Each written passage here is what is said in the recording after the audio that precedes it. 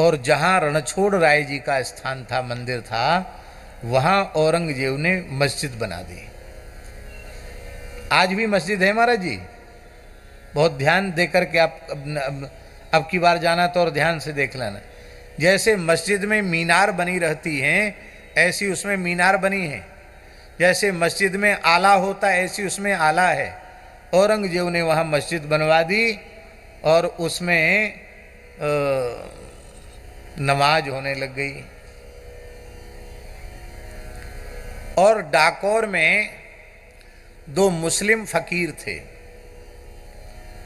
तंत्र की ये जो गंदी विद्या होती है तंत्र की, वो उनको सिद्ध थी।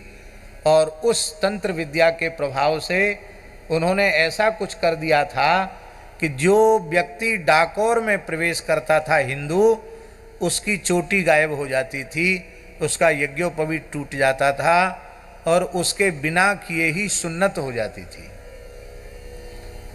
एक भी हिंदू डाकोर में नहीं रह गया। जो डाकोर रणछोड़ राय जी के कारण दिव्य द्वारिका के रूप में प्रकट हो गया था, उस डाकोर में एक हिंदू नहीं रह गया। उस समय रामानंद संप्रदाय, एक से एक अद्वितीय विभूतियां इस संप्रदाय में प्रकट हुई हैं। ये सब बड़े बड़े तपस्वी ऋषि महर्षि ही संतों के रूप में प्रकट हुए थे। श्री बालानंदाचार्य जी महाराज हनुमान जी के अंशावतार थे। वो कोई मनुष्य का काम नहीं जो उन्होंने काम किया।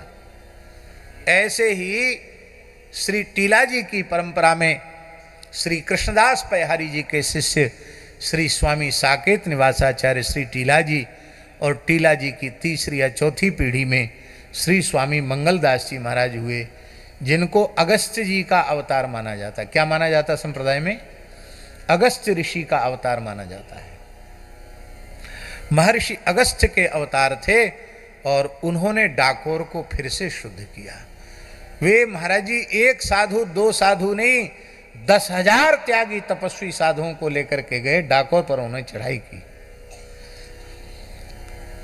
श्री राम मंत्रराज के बल से मंत्रराज उन्हें सिद्ध था। हनुमान जी इष्ट थे, हनुमान जी सिद्ध थे, और श्री हनुमान जी की शक्ति के प्रताप से उनके जो दूषित यंत्र थे, उन यंत्रों को की शक्ति को उन्होंने कुंठित कर दिया। न किसी का तिलक गायब हुआ, न किसी की चोटी गायब हुई, सब भीतर पहुंच गए। बोले यहीं सब धूनी तपो, सब सरोवर में स्नान करके सब धूनी तपने लगे। अब उन मुसलमानों का तंत्र जब फेल हुआ, तब उन्होंने कहा कि पत्थर मारने की परंपरा इनकी आज की नहीं है, बहुत पुरानी है। तो कहा पत्थर मारो, पत्थर मारो। तो सब पत्थर मारने लगे। तो जितने बेग से पत्थर फेंकते, वो फेंकते तो संतों के ऊपर, उलट करके उन्हीं की खोपड़ी पर पत्थर पड़ते, घायल हो जाते, चिल्लपों मचाने लगे, सब भाग खड़े हुए।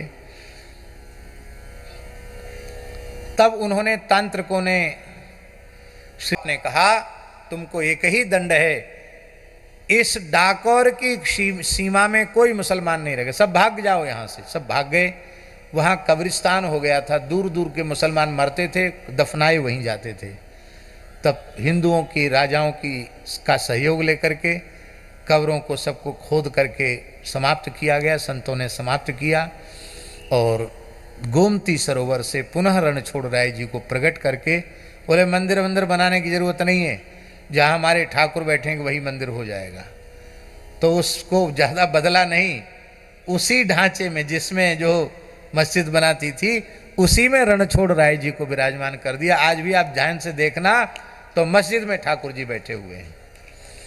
और दाऊ जी प्रकट हुए तो दाऊ जी की सेवा विरक्त संतों के लिए रखी और इनकी सेवा वल्लभ कुल को उन्होंने अर्पित की।